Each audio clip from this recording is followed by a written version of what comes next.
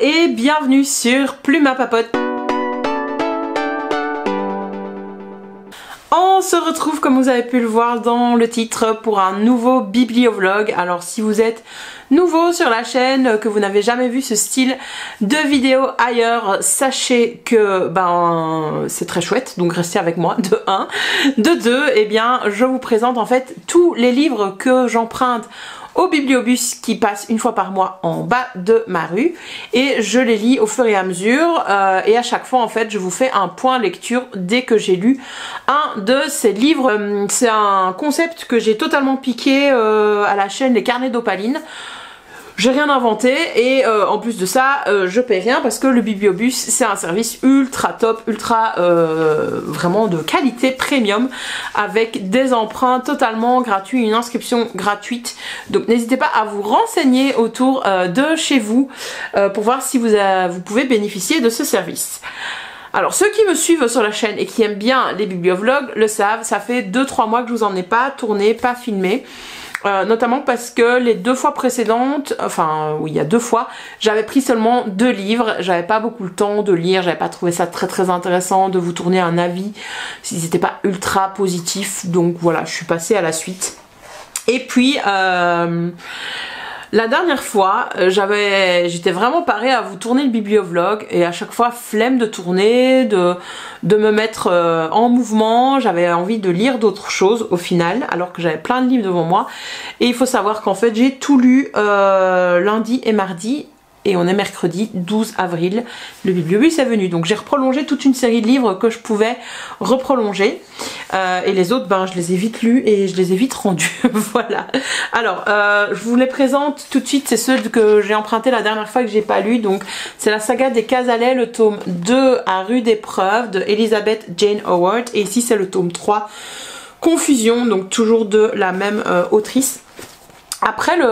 Pendant le confinement, ou à la fin du confinement, il me restait 20 livres à lire dans ma pile à lire physique. Et donc j'avais craqué, les librairies n'étaient pas encore réouvertes et j'avais commandé une box à lecture thématique sur le site de la Cube et c'était une box littérature anglaise. D'ailleurs je la vois là, elle est dans ma bibliothèque. Et donc j'avais reçu le premier tome donc, de la saga des Cazalet. Donc j'ai lu ça il y a 3 ans. 2 ans et demi et j'ai envie de lire la suite mais pas au point de m'offrir un grand format et je trouvais ça un peu ridicule de me les acheter en poche parce qu'ils sont sortis en poche maintenant alors que le premier tome je l'ai en grand format. Donc je me suis dit mais attends je vais aller voir au bibliobus et devinez quoi, ils les ont. Alors ce que j'aime bien c'est que celui-là il a été recouvert de plastique donc il n'est pas du tout agréable à manipuler.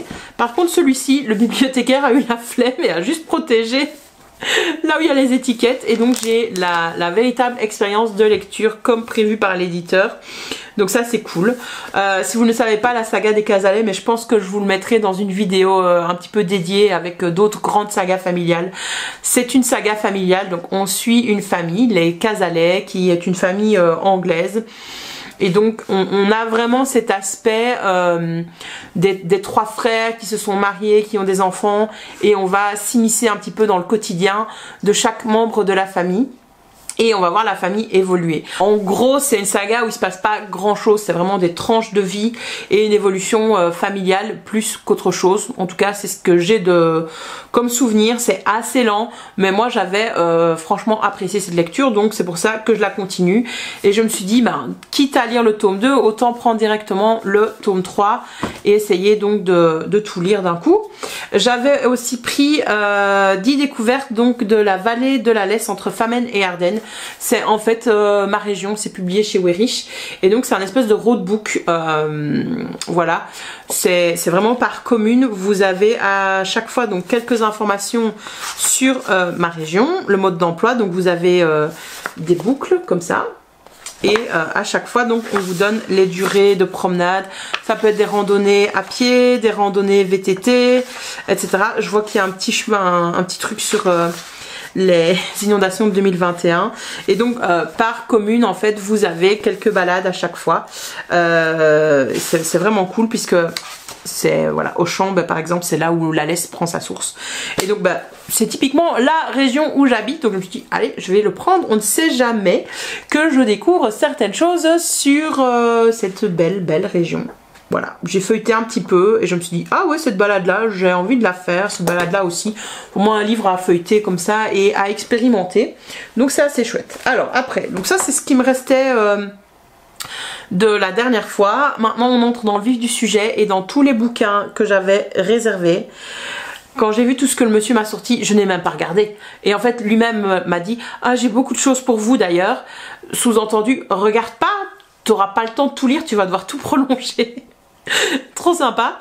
Donc je vous sors ça, mais d'abord je fais rentrer mon chat parce qu'il attend patiemment. Alors on va commencer par un petit livre que j'avais totalement oublié que j'avais réservé. C'est la Bible du grand voyageur, c'est publié par Lonely Planet et donc c'est des astuces indispensables pour voyager mieux avec moins. Donc c'est partir à l'aventure et ici on a apparemment un guide ultra pratique. Voilà, vous sentez que je prépare un peu mes vacances là? Voilà. Point de vue guide, attendez. Voilà, j'ai un autre guide de voyage également. Toujours par Lonely Planet, c'est Dormir en pleine nature. Donc c'est tout un livre sur tout ce qui est camping, bivouac, cabane de charme.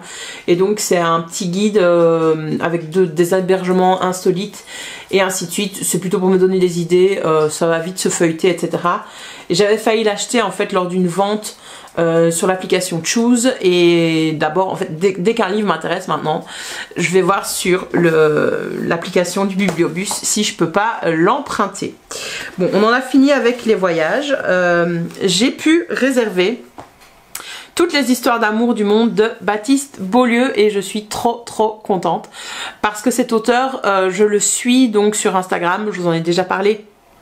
J'adore tout ce qu'il publie sur Instagram, j'ai vraiment envie de le soutenir, mais j'ai pas eu l'occasion d'acheter ses bouquins, donc je me suis dit que voilà, je pouvais l'emprunter au Bibliobus. En plus il est en format poche, donc meilleure vie ici, parce que le format poche c'est mon format par excellence, c'est ce que je préfère, et je vais pouvoir ainsi prendre quelques belles petites photos et vous le conseiller pour Instagram une fois que je l'aurai lu. Il est tout neuf, franchement le bouquin il n'a pas été lu avant moi, que c'est pas. La dernière fois j'avais déjà emprunté ce livre là, mais j'avais pas fait attention et je l'avais emprunté dans une ancienne édition. Or ce livre a été réédité par Monsieur Toussaint Louverture. C'est La Maison des Feuilles de Marc Z. Danielewski. Donc c'est une édition remasterisée en couleur.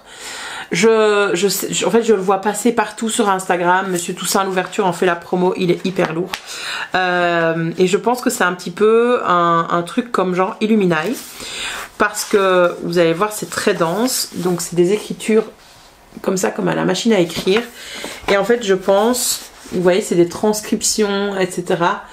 Donc c'est une histoire, je sais même pas de quoi ça parle. Regardez, on va tourner le bouquin etc. Donc voilà, ça me fait exactement penser à Illuminae de Jay Christophe et Amy Kaufman, que j'ai lu il y a quelques années. Mais ici on a un bouquin comme ça, mais pour adultes, donc ça me ravit. J'ai trop hâte de me plonger dedans, et j'ai une amie à qui on l'a offert. Je ne sais pas si elle l'a encore lu, mais je sais qu'elle avait hâte comme moi de le lire, donc je vais peut-être lui proposer, tiens, vas-y on le lit ensemble. Je vais voir si elle est partante ou pas. Il n'y en a plus beaucoup. Voilà. Ensuite, je l'ai vu passer également partout et j'ai été trop heureuse de pouvoir la voir. Tada! Le garçon sorcière de je sais plus qui, de Molly Knox Ostertag. Donc c'est un roman graphique, hein. Et je sais qu'en fait c'est une famille où toutes les filles deviennent des sorcières. Le problème c'est que Aster n'est pas une fille et apparemment il a quand même des pouvoirs, ou elle a quand même des pouvoirs. Je pense que c'est un roman graphique qui parle peut-être de transidentité ou quelque chose dans le genre. Donc j'ai vraiment hâte de découvrir cette œuvre, et pour moi je pensais que c'était un tome unique et que il était seul, et en fait en faisant la recherche à nouveau sur l'application du Bibliobus, j'ai découvert qu'il y avait 3 tomes publiés et c'était disponible, donc j'ai eu les 3 d'un coup. Tadam! Donc après le garçon sorcière, c'est la sorcière secrète. Donc c'est le tome 2 hein, de la saga. Et le 3e tome, ça s'appelle La sorcière du solstice. Regardez-moi cette belle petite couverture. Donc voilà, ce roman graphique, j'ai trop hâte de le découvrir. Je vois ici au dos du livre qu'il est marqué série en 3 tomes. Donc je sais pas s'il y aura une suite ou si c'est la fin. Ben, j'ai trop hâte de me plonger là-dedans. Et le dernier livre que j'ai emprunté, je l'ai vu aussi énormément passer sur les réseaux sociaux. C'est aussi un roman graphique. Donc c'est Nimona de Noelle Stevenson. Et je sais plus du tout de quoi ça parle. Mais je pense que je l'ai vu passer sur des comptes LGBTQ+, ou quelque chose en genre. Ou féministe, je ne sais plus. Mais bref, j'ai hâte de découvrir ceci. Donc ça me fait 4 graphiques, 3 livres voyage et 2 romans. Je suis un petit peu déçue parce que j'ai pas eu le tome 2 de London et Shay que j'ai lu début de cette semaine. C'était l'occasion de lire à la suite, mais écoutez, c'est pas grave, hein. J'ai de quoi faire là, point de vue lecture. Je pense qu'on est bon. Et donc, hâte de découvrir tout ça. Donc, je vais vous retrouver une fois que j'aurai commencé ou terminé une de ces lectures et je vous en parlerai plus en détail en vous donnant à chaque fois le résumé de l'histoire et bien entendu mon avis, puisque là je n'ai fait que survoler les trucs. Donc à toutes dans ce vlog. Comment on se retrouve? On est vendredi le 21 avril et hier soir Eric de la chaîne Toshokan TV, que je tag relativement souvent sur ma chaîne et sur mes réseaux, nous a proposé un petit reading sprint. Donc on a lu 3 fois 30 minutes hier soir. Sauf que mes élèves étaient en panique parce que c'était la date limite pour remettre leurs travaux pendant mon absence. Et voilà, ils y sont pris à la dernière minute. Donc j'étais submergée de mails même si j'avais pas eu mes notifications. Du coup j'ai dû remettre les points sur les i, même si je leur avais déjà dit de ne pas m'envoyer les travaux par mail. Bref, j'ai quand même réussi à lire hier soir. Donc je me suis concentrée sur les graphiques que j'avais empruntés. J'ai lu Nimona donc de Noelle Stevenson. Tadam. Donc j'ai lu Nimona de Noelle Stevenson hier soir. Je dois dire d'abord que le format est pas du tout agréable. C'est un livre très lourd. Les pages sont sur un papier de très bonne qualité, papier glacé. Mais du coup si vous le lisez dans le noir, c'est ce qui se passe là dans l'appareil photo, il y a un reflet. Donc moi hier soir ça m'a fortement embêté et les coins m'ont été vraiment coupants. Et donc voilà, pour mes petites mains à problème avec des douleurs articulaires, c'était pas le meilleur bon plan de lire ça hier soir, mais bon je l'ai lu. Pour tout vous dire, j'ai pas été charmée par les graphismes, voilà, par l'univers de ce roman graphique, même si je suis contente de l'avoir lu. C'est en fait dans un univers médiéval mais futuriste, donc ils ont de la technologie. On va suivre le méchant ici, dont j'ai oublié son nom. Ah oui, Ballister Blackheart. Et il a le rôle du méchant, tandis que le héros ici, Ambrosius Goldenloin, le combat, etc. et déjoue toujours ses mauvais plans dans un statu quo qui convient très bien finalement à tout le monde. Sauf qu'un jour Blackheart va attirer une acolyte, donc cette jeune personne ici, Nimona, qui a un pouvoir incommensurable en fait. Elle peut se transformer en tout ce en quoi elle pense, et ce sans aucun souci, sauf que son pouvoir a un côté sombre et on va voir ça donc tout au fur et à mesure de l'histoire. C'est un roman en fait graphique qui a été écrit, qui est dédicacé d'ailleurs à toutes les filles monstres, qui traite en fait de ce que c'est un monstre et qui se pose la question qu'est-ce qui est pire quoi finalement. Je pense que c'est une œuvre écrite par une américaine donc qui veut dénoncer certains travers, à la fois des théories complotistes, à la fois des modes de pensée trop simplistes et ainsi de suite. Donc c'est assez engagé. Faut savoir aussi qu'il y a de la représentation dans ce roman, donc il n'y a pas de choses extrêmement explicites, c'est pas une bande dessinée adulte. Mais ces deux personnes-là, c'est des enemies to lovers ou friends to lovers, et puis il y a une couille dans le pâté au fur et à mesure de leur jeunesse. Donc voilà, c'était assez sympa. Nimona est pas très agréable à regarder du point de vue de sa tête, etc. Cette coupe de cheveux, moi, J'étais là, mais qu'est-ce que c'est que ce truc? Mais voilà, c'est le but, et je pense que ça aurait été imprimé dans un autre format et sur un papier un petit peu moins qualitatif, bizarrement. J'aurais plus apprécié ma lecture. Donc voilà. Ensuite, j'ai enchaîné sur Le Garçon Sorcière, dont on a entendu parler à la sortie du premier tome. Donc il faut savoir que maintenant les 3 tomes sont sortis. C'est une trilogie de Molly Knox Ostertag, donc c'est aussi une américaine. Et donc dans cette histoire, eh bien, on va suivre en fait, je sais même plus son nom, ah oui, Aster, j'ai lu hier soir, qui est un garçon dans une famille de sorcières. Et donc traditionnellement, les filles, on leur enseigne la magie pour devenir des sorcières, et les hommes sont des métamorphes, et donc ils doivent trouver leur esprit animal pour pouvoir se transformer à l'adolescence en un animal. Sauf que Aster en fait ne se sent pas du tout en adéquation avec ça. Il ne ressent pas l'envie de se métamorphoser. Ce qui le passionne, lui, c'est la magie. Et donc depuis qu'il est tout petit, il espionne en fait sa sœur, ses cousines, ses tantes, même sa mère, pratiquer la magie, et notamment les leçons qui sont données. C'est un univers assez doudou, j'ai trouvé, malgré les thématiques un peu dramatiques dont ça traite.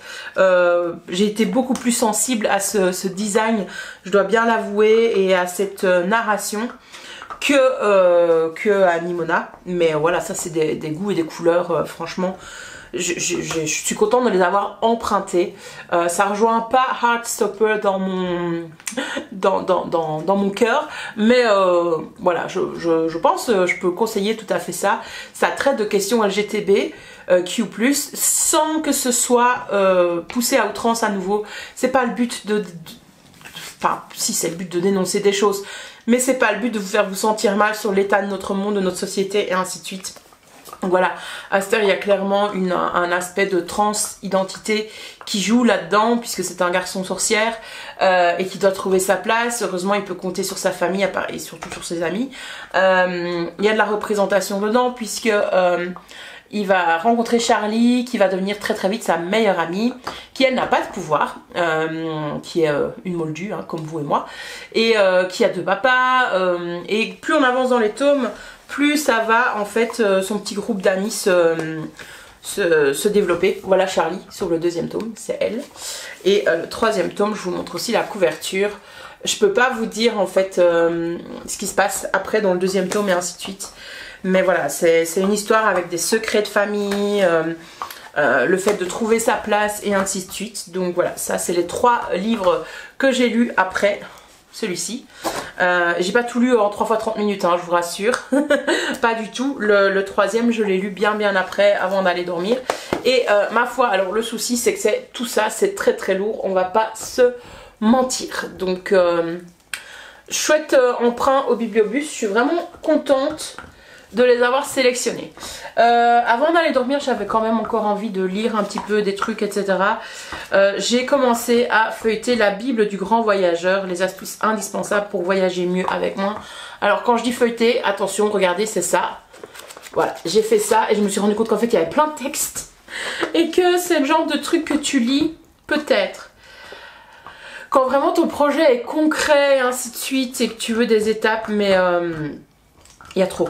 Il y a trop et c'est pas du tout attirant. Donc voilà, c'est toujours un peu le problème hein,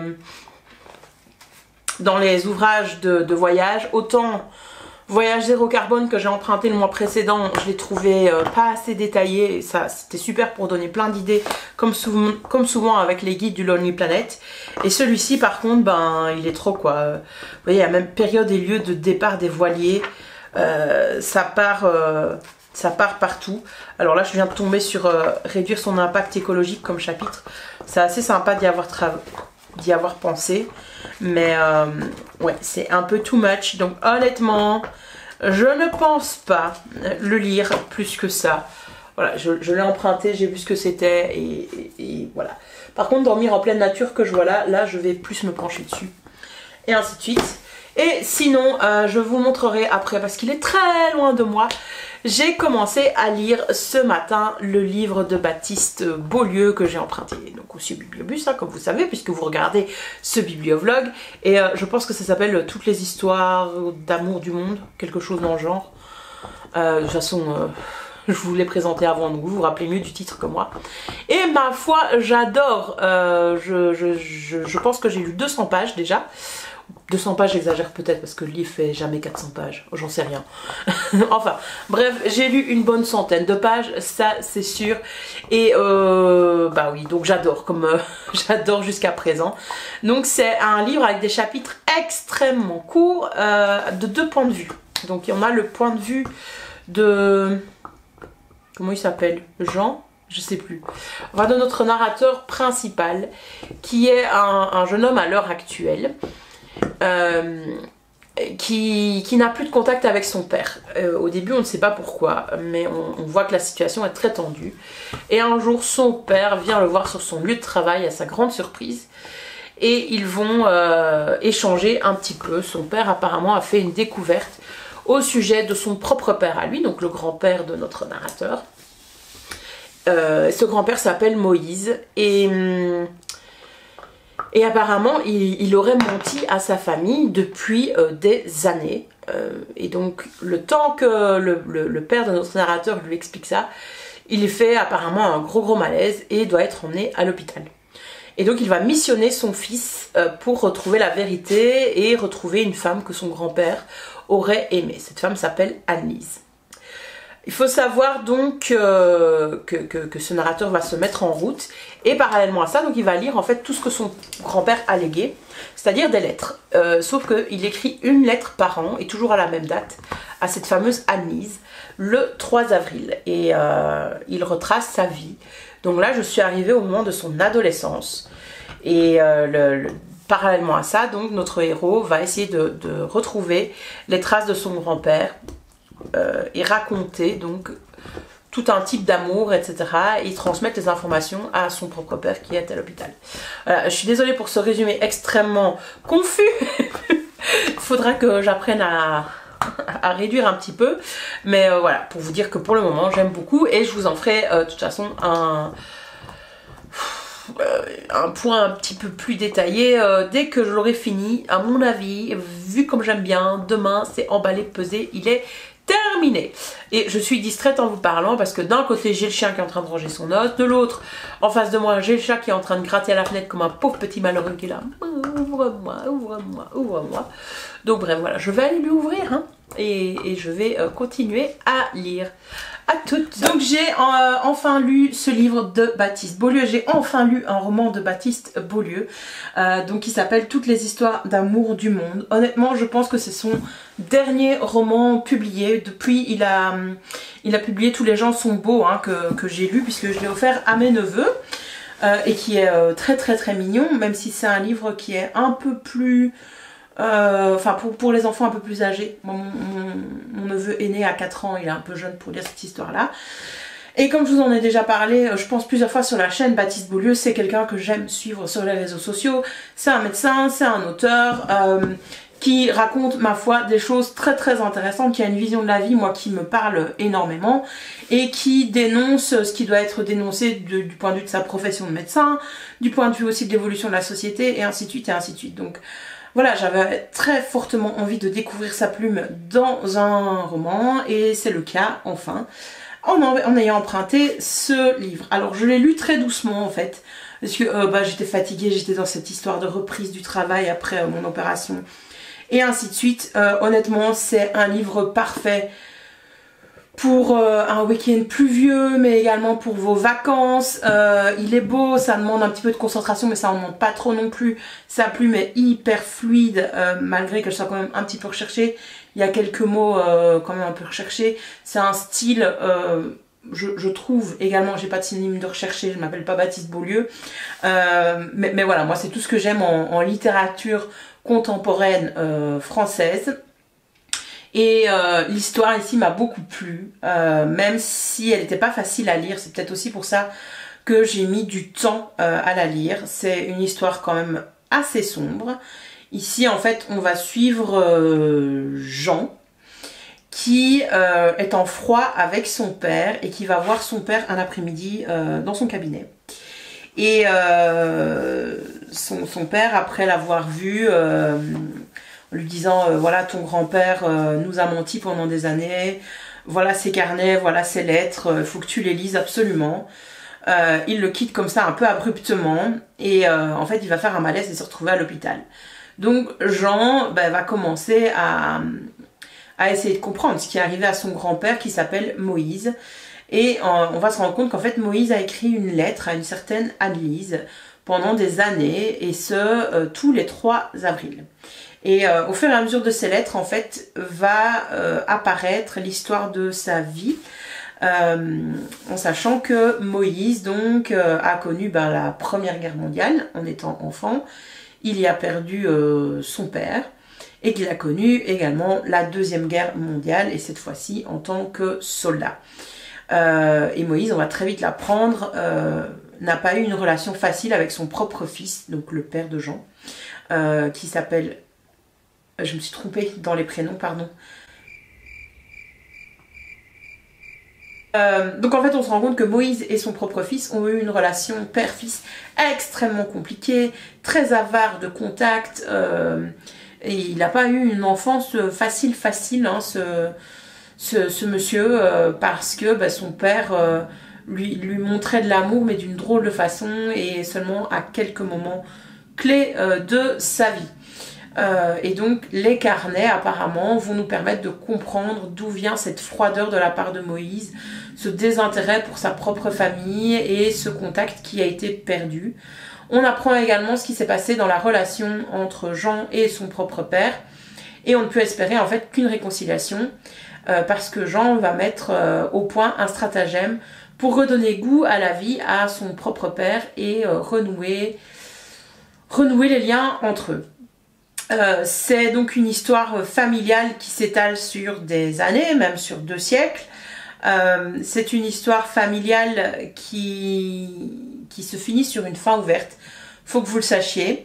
Et au fur et à mesure où vous allez lire, en fait, vous allez vous rendre compte que ce que vous êtes en train de lire, voilà, pourrait ne pas être de la fiction. Et il va falloir arriver jusqu'à la dernière page pour le savoir. C'est vraiment à la toute fin de la fin que le mystère ou pas de votre point de vue sera résolu. C'est en tout cas un témoignage d'amour, hein, ça s'appelle Toutes les histoires d'amour du monde. Les chapitres sont extrêmement courts, donc ça se lit très vite.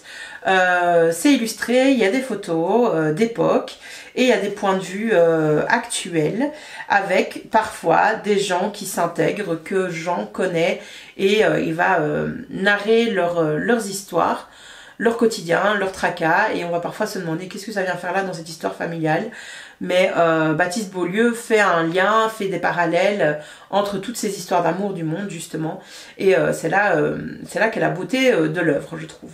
Donc vous l'avez compris, mon avis est assez dithyrambique, franchement je peux que le conseiller.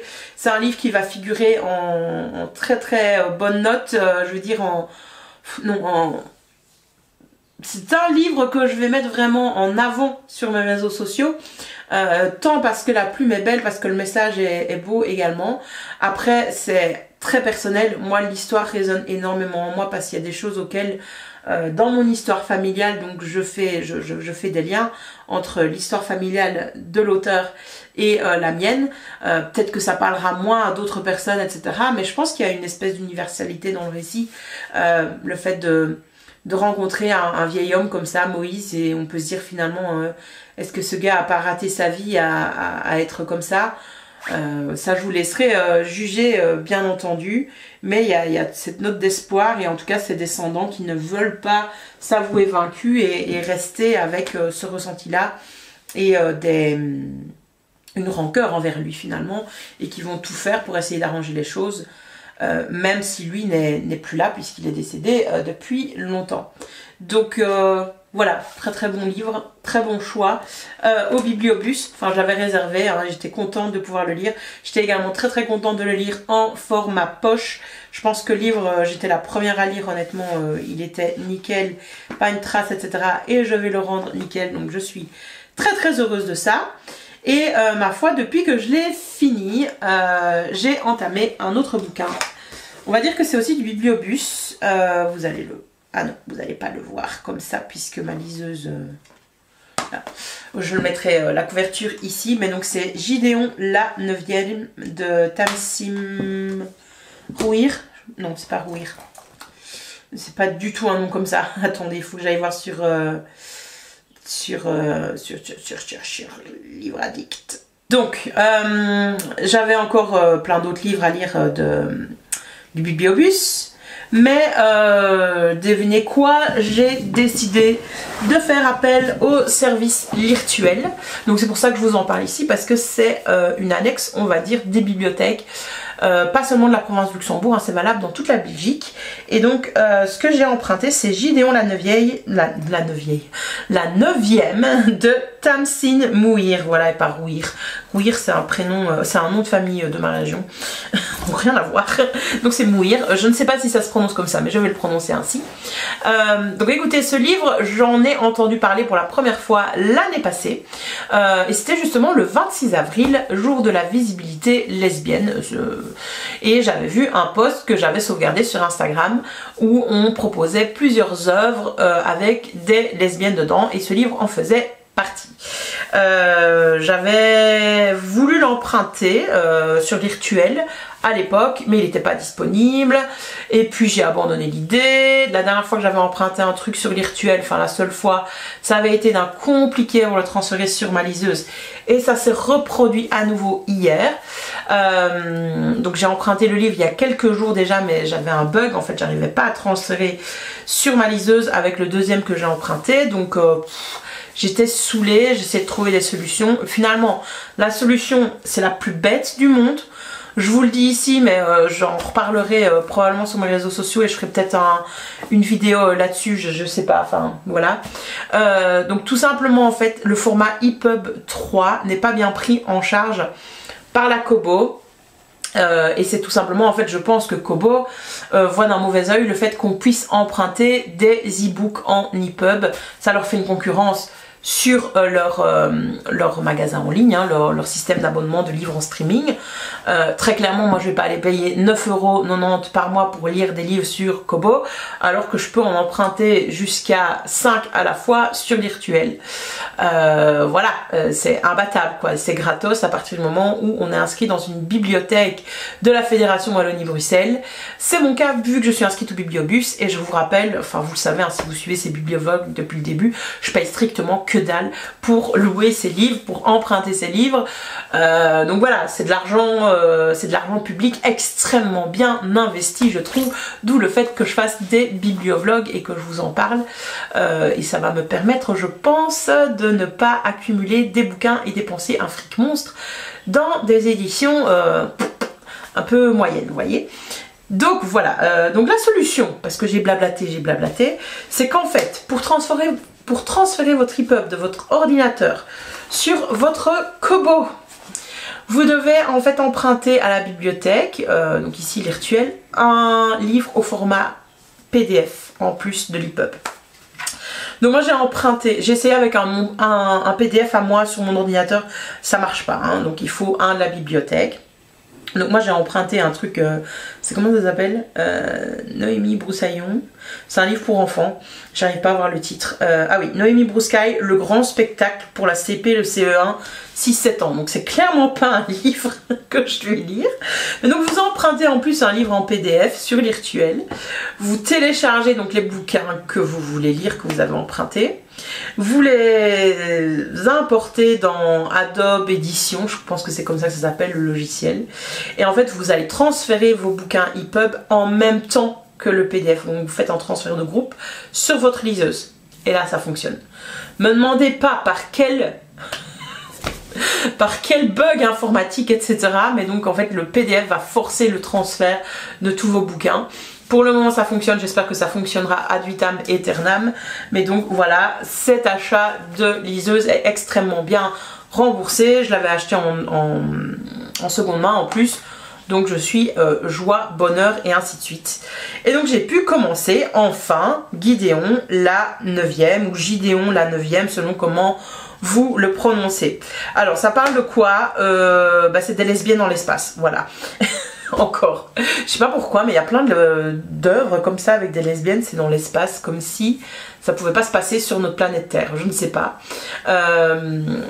Donc on est dans un univers de science-fiction un peu glauque, hein. C'est des nécromanciennes, on est dans... oui, c'est ça. On est vraiment dans une civilisation de nécromanciens.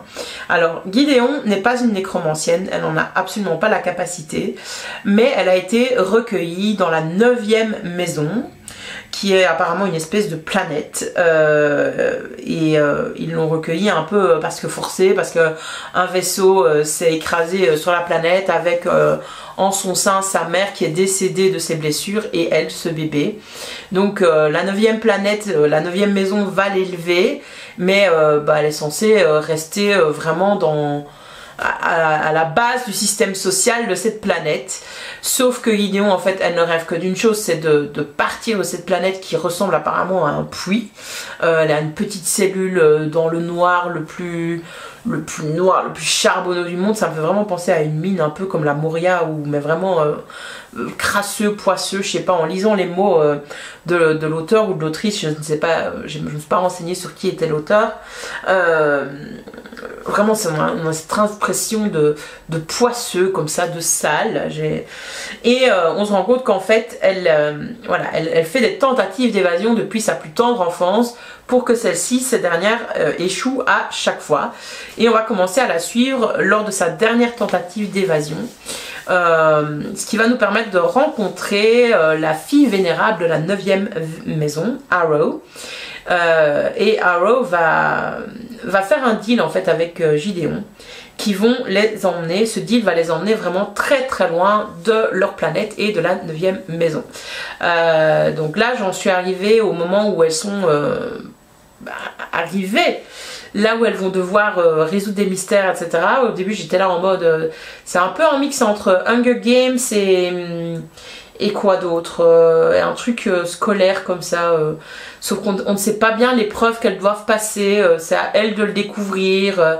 Ouais, c'est un peu un univers à la Nevernight de J. Christophe, très honnêtement. C'est aussi sale que ça, voilà, aussi sanglant. Il y a des cadavres, on parle de tendons qui sont pas bien recollés.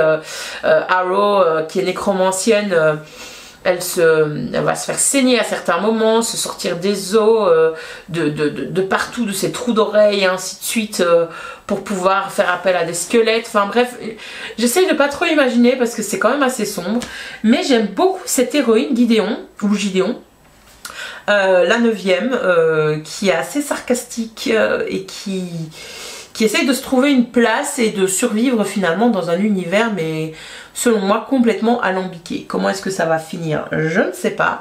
Attention, c'est pas vraiment du young adult, mais c'est pas non plus de... Voilà, je sais pas, c'est comme si Nevernight rencontrait Aurora Squad en fait, j'ai l'impression. Ça met deux références que j'ai là, que j'ai sous les yeux dans ma bibliothèque là. Ouais. Voilà, franchement pour le moment j'aime beaucoup, je suis à 33% de lecture et je vais essayer d'avancer le plus possible. Vers quoi est-ce que je vais? Je n'en ai aucune idée, mais j'ai hâte de découvrir la suite. Il faut savoir que c'est une saga en 3 tomes et le 2e tome vient de sortir en français. Je suppose qu'ils publieront également le 3e tome. Donc voilà où j'en suis pour mes lectures du Bibliobus. Je trouve que j'avance pas trop mal, franchement il me reste les 2 livres, la saga des Casalets à lire et un livre sur le voyage. Donc une fois que j'aurai fini celui-là de Gideon la 9e, je pense que j'essaierai de lire un roman des Casalets.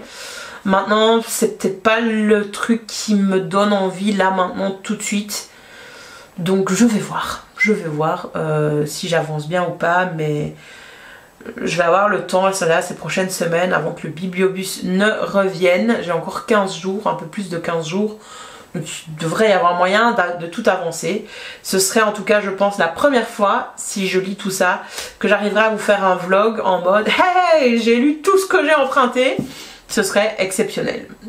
On va voir si c'est possible ou pas.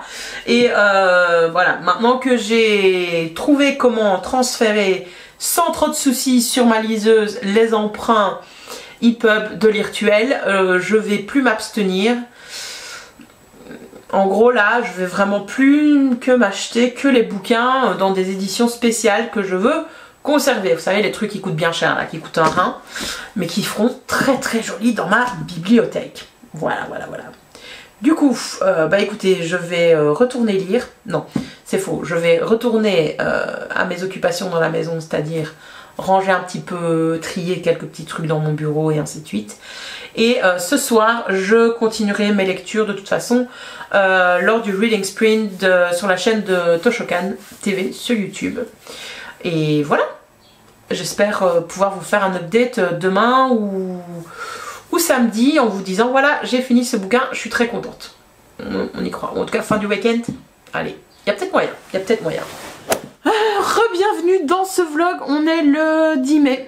Je vous ai pas repris depuis la semaine passée alors que j'ai terminé il y a plus d'une semaine, je pense bien que c'était il y a plus d'une semaine, Gideon la 9e, donc j'ai emprunté via le service de l'Irtuel. Je sais plus si je vous avais fait un pitch sur Gideon la 9e ou si je vous avais juste dit que je l'avais emprunté parce que...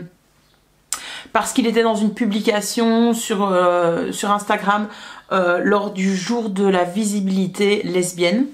Et j'avais eu très très envie de lire ce roman, déjà à l'époque, mais je le trouvais pas en bibliothèque. Et voilà, donc là je l'ai enfin emprunté sur l'Irtuel. J'ai adoré de bout en bout. C'est un gros oui, méga, méga oui, même si tu termines en larmes, voilà, tu pleures, c'est un peu comme cette saga, c'est un peu comme l'Assassin Royal, quoi, tu vois, tu commences à lire, tu sais que tu vas pleurer. Donc, je pense que vous n'avez pas fait le pitch.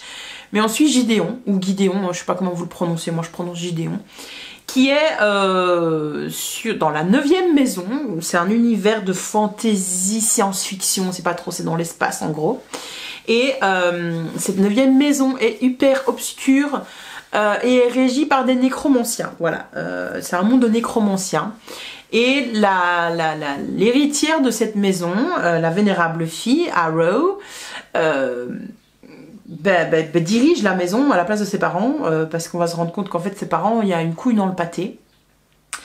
Et Gideon en fait n'a qu'une envie, c'est de s'échapper de cette maison parce qu'elle n'est pas originaire de là. En fait sa mère s'est écrasée avec un vaisseau spatial sur cette 9e maison, sur une planète, c'est une planète en fait, et ils l'ont recueillie et elle a juste eu le temps de dire Gideon, Gideon, et donc on sait qu'elle s'appelle Gideon à cause de ça.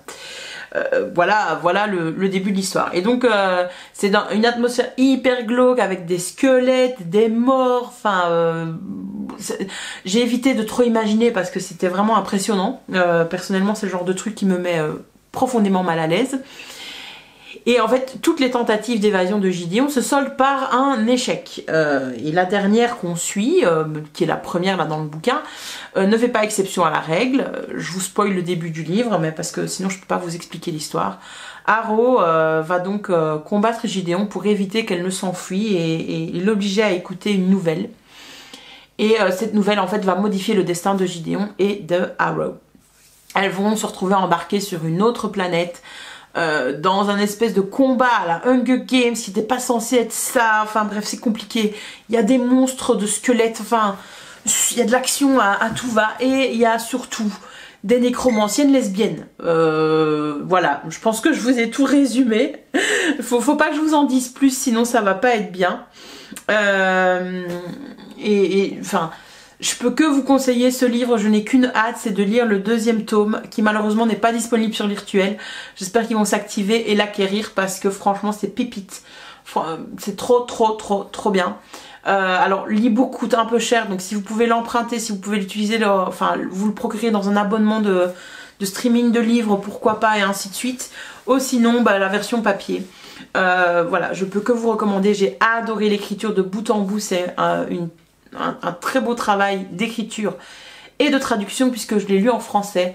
Le seul truc c'est que c'est un petit peu dégueu, c'est un peu sale comme ambiance, vous voyez, et donc donc moi j'ai évité de trop imaginer. Pour ceux qui ont lu Nevernight, on est totalement dans le même délire je trouve. Dans Nevernight il y a une idée de revanche qui est pas là dans Gideon, mais voilà, il y a un mystère à élucider, ça s'épaissit au fur et à mesure. C'est un peu à la Game of Thrones parce que dès que vous vous attachez à quelqu'un, Cette personne en prend cher pour son grade. Tu veux bien laisser mon... J'en peux plus de ces animaux, j'en peux plus. Je n'en peux plus, ils font que des bêtises. Mais donc voilà, j'ai trop adoré cette lecture et je vais garder le segment assez court. Pour pas vous en dévoiler trop, je partagerai sur Instagram de toute façon cette lecture. Et tout est quanti. Sinon, sur Virtuel, j'avais aussi emprunté un autre bouquin, donc je vous mets la couverture là. Je me souviens plus du titre. Normalement, mon prêt est encore actif au moment où je vous parle, mais devinez quoi, c'est un abandon. J'ai lu 3 chapitres, c'est pas possible. C'est une œuvre surréaliste en fait, et c'est beaucoup trop fouillis pour moi. On est avec un narrateur en jeu, dans ses pensées, le narrateur est amnésique, on sait pas ce qu'il fout là, on sait pas vers quoi il va, etc. Et alors il y a une impression d'urgence, il y a une urgence et il y a une impression d'étouffement que je n'aime pas. J'aime pas du tout les vibes du bouquin, donc je me suis dit, je suis pas venue ici pour souffrir, quoi, voilà. Je ne suis pas venue ici pour souffrir, je ne le continuerai pas, ce n'est qu'un emprunt, donc je vais le rendre et que quelqu'un d'autre le lise, voilà. Mais c'est dommage parce que c'est un livre qui date de 1929, qui est réédité là chez Hachette, donc dans la collection... C'est les récits fantastiques, je crois que ça s'appelle comme ça. Mais non, ça ne le fera pas, je vais me concentrer sur d'autres lectures et ainsi de suite. Et donc voilà. Sinon pour ce bibliovlog, eh bien c'est tout. J'ai commencé le tome 2 des Casalets, mais je suis qu'à 20 pages, même pas, donc c'est même pas la peine de vous en parler. Je l'ai reprolongé au Bibliobus, parce qu'on est le 10 mai, donc j'ai été au Bibliobus cet après-midi. Et je vous en parlerai dans le prochain bibliovlog, avec grand plaisir. Mais il fallait absolument que je conclue donc ce bibliovlog avec cette superbe lecture qui est Gideon la 9e. Voilà, je sais pas si c'est un coup de cœur ou pas, mais on n'en est pas loin. Franchement, on n'en est pas loin du tout. Et c'est le bouquin que je vais offrir à un petit peu tout le monde, vous voyez, quand je vais pas savoir quoi, je dis vas-y lis ça, allez, va-t'en et va lire. Prends Gideon la 9e et va lire ça et va pleurer en même temps que moi. Parce que mis à part Eric, donc du compte Toshokan TV, je vois pas qui l'a lu. C'est un bouquin qu'on voit pas beaucoup passer. Mais il faut lire quoi, il faut lire. C'est comme les 10 000 portes de January. Voilà, ça c'est mes 2 bouquins là de 2023 que je veux mettre entre toutes les mains de tous les gens qui me regardent. Allez lire ça et venez fangirler avec moi après s'il vous plaît et pleurer toutes les larmes de votre corps. Voilà, voilà, faisons ça ensemble. Bon, je vais conclure ce bibliovlog hein, après toutes ces bêtises. Il est probablement très long et j'ai beaucoup trop parlé. Et donc, Kali se joint à moi pour ce final. Vous remercier d'être toujours présent ici. N'est-ce pas Kali? C'est là la caméra, c'est pas moi. Et vous dire à la prochaine sur Plume à Papote pour de nouvelles aventures littéraires et d'autres. Un grand merci à vous d'avoir regardé le vlog jusqu'au bout et je vous dis à la prochaine par ici ou ailleurs. Bye bye!